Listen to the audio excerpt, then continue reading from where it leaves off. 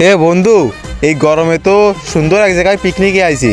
দেখতেছিস তো জায়গাটা কত সুন্দর, তারপরে কত সুন্দর পুকুর রয়েছে। বন্ধু ওই জায়গায় ছায়া আছে, চল ওই জায়গায় যে বসি। চল।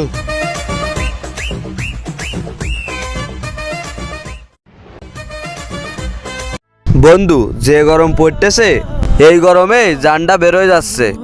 এই গরমে যদি একটু গোসল করতে পারতাম তাহলে মনে হয় জানটা শান্তি পেত রে। গরম পড়তেছে খুব, কিন্তু আমরা তো বাইরে থেকে আইছি, এই জায়গায় আমাদের গোসল করা ঠিক হবে? কি বলিস তুই? এত বড় একটা পিকনিক স্পট, কত বড় একটা পুকুর রয়েছে, এই গরমে জায়গায় গোসল করলে কি হবে? আরে এই জায়গায় তো পিকনিক অনেক লোক আইছে, তা কাউকে তো গোসল করতে দেখতেছি না, এই জন্য এই কথাটা বললাম। হ্যাঁ বন্ধু, এইখানে তো কেউ গোসল করতেছে না। জিসান ঠিক কথাই বলছে। আরে তোদের সবারই ভুল ধারণা। এই জায়গায় সবাই এসে ঘুরতি, কেউ মেয়ে মানুষ নিয়ে ঘুরতেছে, কেউ রান্না বাড়া নিয়ে ব্যস্ত আছে, কেউ ছবি তোলা নিয়ে ব্যস্ত আছে, যে যার কাজ নিয়ে ব্যস্ত আছে।